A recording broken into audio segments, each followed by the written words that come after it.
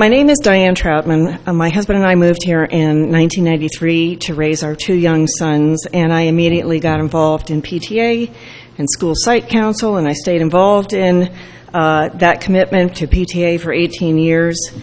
And I have, in fact, dedicated myself to public service for much of the last 25 years. For 12 years, I had the honor of serving as one of your planning commissioners. And I've been involved with several nonprofits over the years. Right now, I am a nonprofit leader with several groups. One is Sisters in Time, which is now affiliated with the Senior Center, and we are working on a program to help home sharing program for senior women, because senior women are the largest population of homelessness. They're falling into homelessness more. I'm working with the Suicide Prevention, Postvention, and Wellness Committee, and we're trying to stem the rising tide of suicides. We've seen quite a few in recent years, and it seems to be going up. And then I'm also a Sierra Club member of the local group and also of the Angeles Chapter Political Committee. I've been a small business owner. I created and operated Study Pros in-home tutoring for 12 years. So similar to Tim Ben, I have experience in government and nonprofit and business. I've been an advocate for education, affordable housing, better roads, public transportation, public health and safety, environmental health and environmental justice, and more responsible and responsive government. And I've done this both as a planning commissioner and as a private citizen throughout that time, and even earlier and continuing. So I'm running for city council because I believe it's time for new leadership. We deserve a dynamic council that is flexible enough to correct course and change with the times, and we deserve council members who are brave enough to make bold, well-informed choices. We have not seen a lot of well-informed choices over the years. Our current council has failed to make significant progress, as you've heard, on too many critical issues. Homelessness. We know that there are many more out there than have been reported, and more of our friends and neighbors are becoming homeless. It only takes, one paycheck. It takes a major illness, something like that. And a lot of our homeless are working people. Traffic congestion is worsening, and we lack adequate public transportation, so I disagree with some of what's been said, but we'll get into that in a minute. So we need new roads, but we also need to improve public transportation. And traffic fatalities, a friend of mine, her 14-year-old son was struck and killed crossing Bouquet Canyon Road at Saco, and somebody was speeding. We have to really do a lot more to decrease traffic fatalities.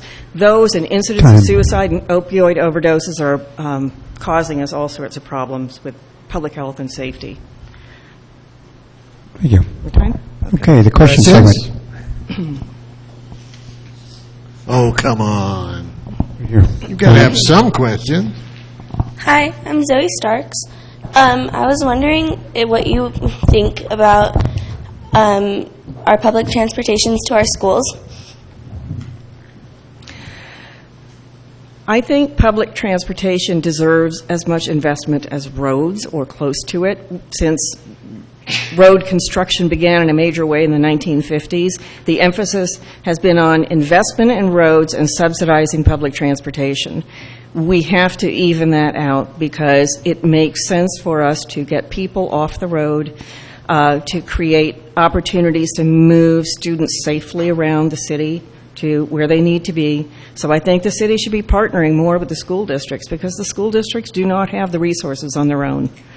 I think that's an investment that, is well spent money.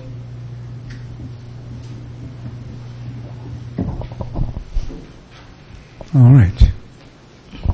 I was wondering if you could share your thoughts in terms of your priority of open space, of designation of open space, and also how we can end up preserving certain cultural things that have been out here, such as the Gibbons Conservancy place. Mm-hmm.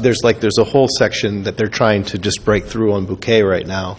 And I know that the road is important, and I understand that. But that's extra houses in that one section, and that's just going to lead to just pulling out all of the Gibbons, and they're going to take off, and that's just going to get built like crazy. It's just, where does it end? So, thank you. Right. Well, that project has to go through an EIR, so I hope that people will follow that and comment, go to public hearings, and bring friends and neighbors, get people involved. It doesn't always make a difference with the current city council, but I can promise you when I'm there, I will listen to you and I will, take your concerns seriously. Open space, I served on the Open Space Preservation District, the team that was promoting open space, and about 9,000 acres have been preserved so far for open space, but I'm all for doing more. I'd love to see wildlife corridors. So, I'd love to see safe passages for wildlife over freeways and things. I don't know if we'll get there. That's, millions of dollars too. But there are other ways to do that, so I want to explore all of that. But I'm absolutely in favor of open space. And as far as preserving, the special, unique things here, part of that comes to the city wrapping its arms around the things that happen in this community that are part of this community. And I know that to some degree they do that with some nonprofits, and that's all well and good. But let's celebrate those in a bigger way. And one of the ways you do that is by having a functional website where people can go to find things that they need and want. We should be promoting these things as much as we promote any other event happening around the town. Hey, don't forget this. Don't forget the farm sanctuary. It's not in our town, but bring people together. Show them what's available all around us. Time, Diane. Thank you. Okay. Question.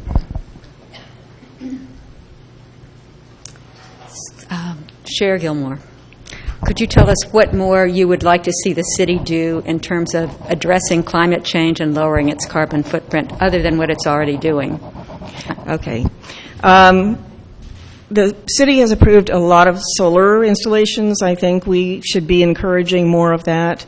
I would like to see more green building in not just public buildings, but in some private. I think we should encourage that. We need to help developers understand where the trends are going and how it's going to make their building, their housing, much more valuable in the future when they incorporate those qualities in their homes, in their commercial buildings and such.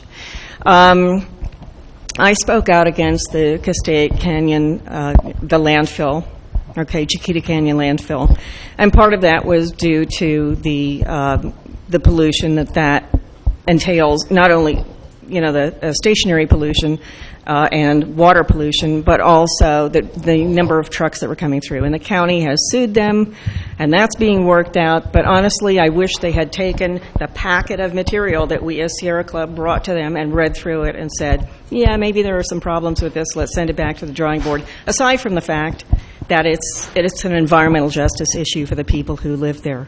I have a neighbor who is working on a plan to capture methane gas and convert it into diesel fuel.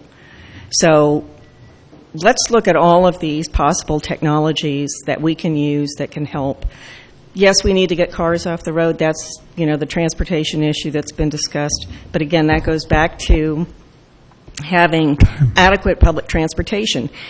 And you get there by having a system that works. And if you invest in a system that works, more people will use it. Time. Thank you. All right.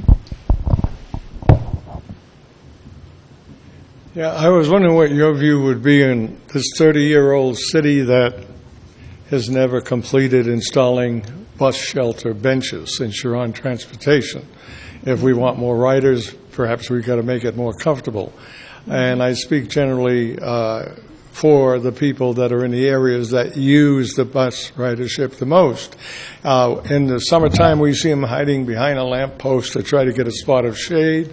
In the wintertime, they've got the cold wind, or when we get rain, they've got the wet rain. No bus shelters. And my understanding, many bus shelters come free of charge by the advertiser. If that's the case, the city has no funds involved. So I'd like to ask you if you think you'd be for pushing that, since this city is now 30 years old, that possibly we complete in the bus stops and have bus shelters for them. Thank you. Well, I agree with that, but not only are we, 30 years old and we haven't added these things, we're getting warmer. That is the trend. Yeah.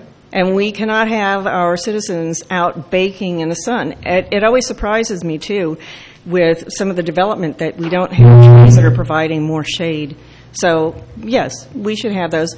I don't know how much the advertising does. I don't think it covers all of it. When I was on the Arts Advisory Committee that was before the Arts Commission, one of the things they would do is they'd get a federal grant, and they'd come and say, well, we've got this money, so we want to put some benches out, so here are some designs, and you can pick between them. But there wasn't, a whole lot of discussion about the functionality of it. And that is a problem, and when I'm in a position of creating policy, then I would definitely move in that direction. We have to protect people. It just doesn't make any sense.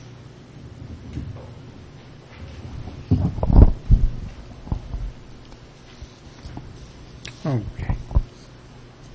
Thank you. Hello, Steve O'Neill. I was reading the other day about the salinity of the Santa Clarita River and other pollutants that are rolling down to our neighbors in Ventura. Saltwater swimming pools, soft water, herbicides, pesticides, you name it, all flowing down the river. Can you expand on that?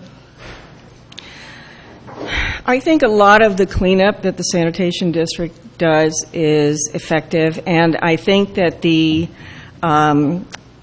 chloride issue, from what I've read and from what I've seen, and I've been to several meetings, I think that it's kind of overblown.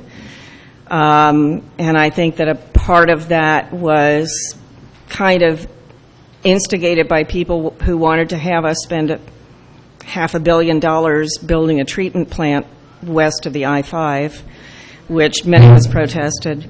So I think I don't think there's as much damage as people are saying there has been, but it's really kind of a ruse to get money invested where we shouldn't be putting it.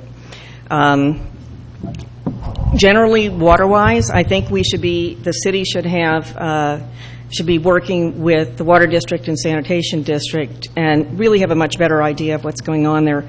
It used to be that the city had planners who had experience with CEQA and with water. I'd like to see more of those people come on staff because I want them to be able to translate and make sure that what is being told to the city and to the city council is accurate and true information.